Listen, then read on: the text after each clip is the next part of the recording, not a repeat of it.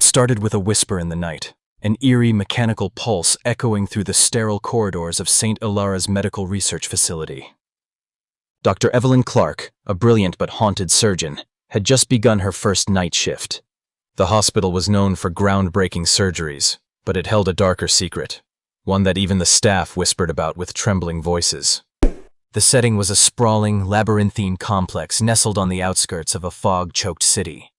Its gleaming white walls and antiseptic halls masked years of whispered rumors, patients disappearing, odd experimental procedures, and a locked wing no one dared enter.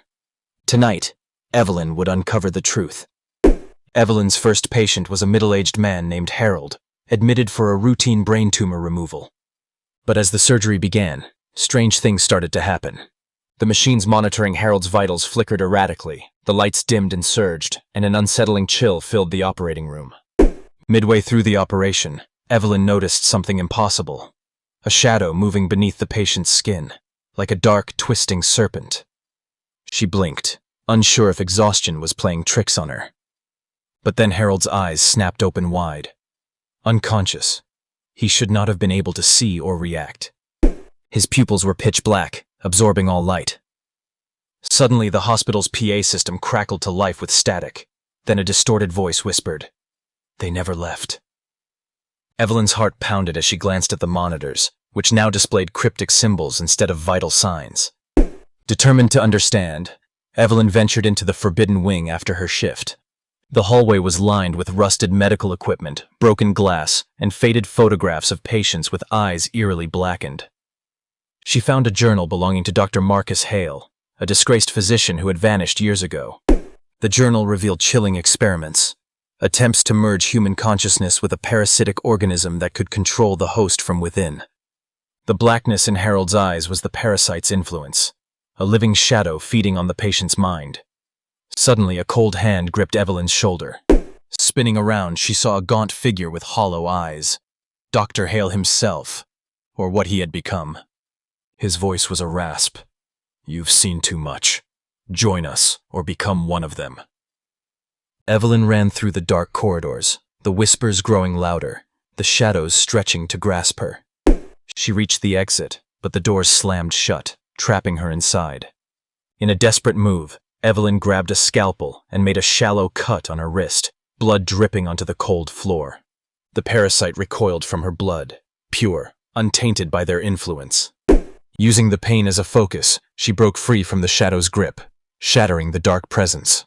As dawn broke, Evelyn emerged from St.Elara'shospital, the morning light burning away the lingering shadows. But as she glanced back, the hospital's windows gleamed with black eyes watching, waiting for the next victim. Was she truly free? Or had the darkness already taken root inside her? The line between doctor and monster blurred. Because in St.Elara'shospital, the cure was worse than the disease. But the story did not end there. Days passed, and Evelyn found herself plagued by vivid nightmares, visions of writhing shadows and whispered threats.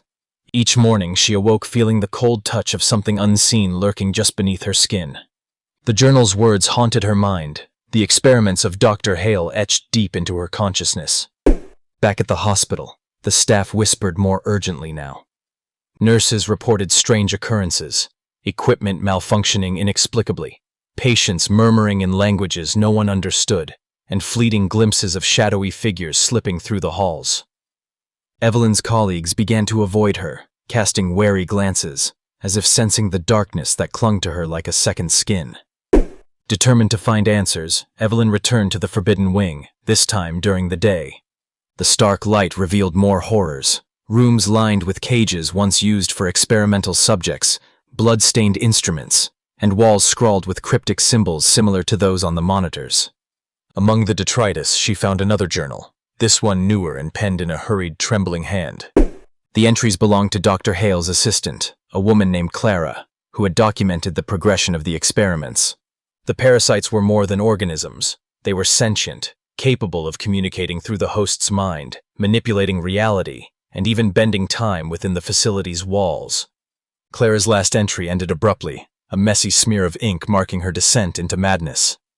That night, Evelyn felt the parasite's presence grow stronger within her. Whispers filled her ears, promising power and knowledge beyond human comprehension. If only she surrendered. She resisted, but the struggle left her exhausted and vulnerable. In a moment of clarity, Evelyn realized the only way to truly sever the parasite's hold was to confront it directly within her own mind. Using techniques from her surgical training and guided by the fragmented notes in Clara's journal, she prepared a risky procedure, one that involved inducing a controlled coma and attempting to isolate the parasitic consciousness. As she slipped into unconsciousness, Evelyn's mind became a vast, dark landscape. Shadows twisted and writhed, and the parasite took form, a colossal serpent of darkness with glowing black eyes.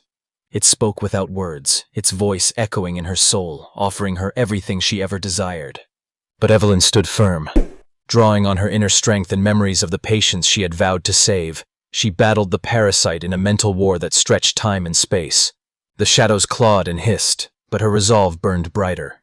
After what felt like an eternity, Evelyn found the parasite's core, a pulsating heart of darkness, and plunged a shard of her own consciousness into it, shattering the entity from within. Light flooded the mental realm, and the shadows dissipated. Evelyn awoke to the sterile light of the hospital room.